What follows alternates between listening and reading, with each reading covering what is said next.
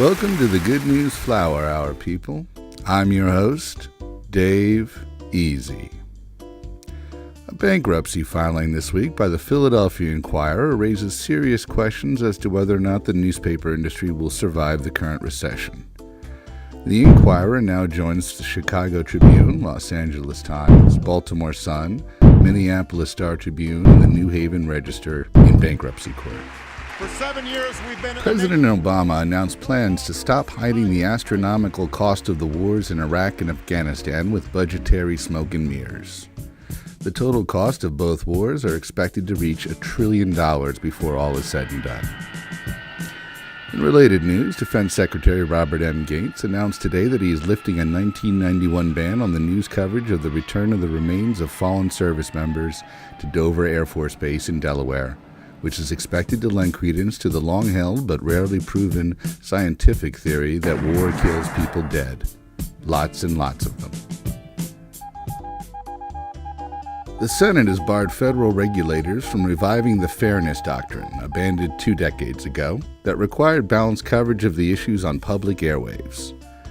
The Senate voted on the so-called Fairness Doctrine was in part a response to the brave and noble conservative radio talk show hosts who feared that Democrats would try to revive the policy to ensure that commie, lesbian, baby-killing liberal opinions got equal time. And is going to be passing them out and keep this country great and innovative, full of entrepreneurs. The mayor of Los Alamitos, California, is coming under fire for an email he sent out that depicts the White House lawn planted with watermelons under the title, quote, "No Easter egg hunt this year," end quote.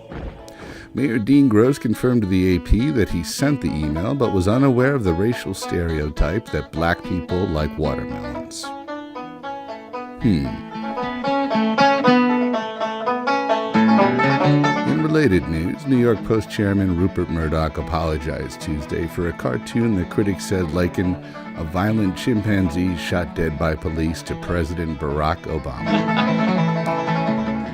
The good news this week is that new polls out indicate the legalization of marijuana is more popular than the GOP. In related news, a bill passed earlier this week by the New Jersey State Senate would allow patients to keep 6 marijuana plants and 1 ounce of weed for personal use if diagnosed by physicians as having a debilitating medical condition. New Jersey Governor Jon Corzine has indicated he will sign the bill if it winds up on his desk. Meanwhile, a California assemblyman, buoyed by the widely held belief that cannabis is California's biggest cash crop, introduced legislation to make California the first state in the nation to tax and regulate recreational marijuana in the same manner as alcohol. On a final note, the Vano Reputation Index, which monitors the public image of leading corporations, reports that Kellogg's has taken a PR plunge since dropping Olympic swimmer Michael Phelps for alleged pot use. Out of the 5,600 company reputations that Vano monitors, Kellogg ranked 9th before it booted Phelps. It is currently ranked 83. The bad news this week is that Mickey Rourke did not win the Best Actor Oscar for his bravura performance in The Wrestler, so we never got to hear this wonderful acceptance speech. It's nice to be presented this award by all these two talented three. I don't know what you do, honey, but these two are really good. But these two are really good.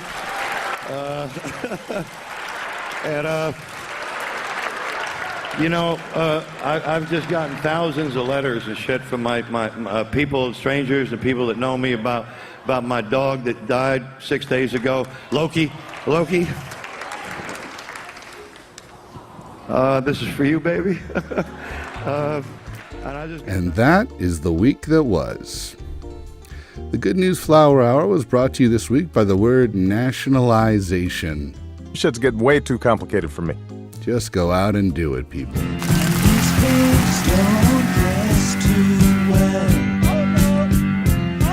discrimination. To be a zombie all the time requires such dedication. And I just got done talking to the Santa Monica Police Department. They gave me a bed to sleep in 10 years ago. And I thanked them I asked them for 2 pillows. They told me to fuck off. But anyway,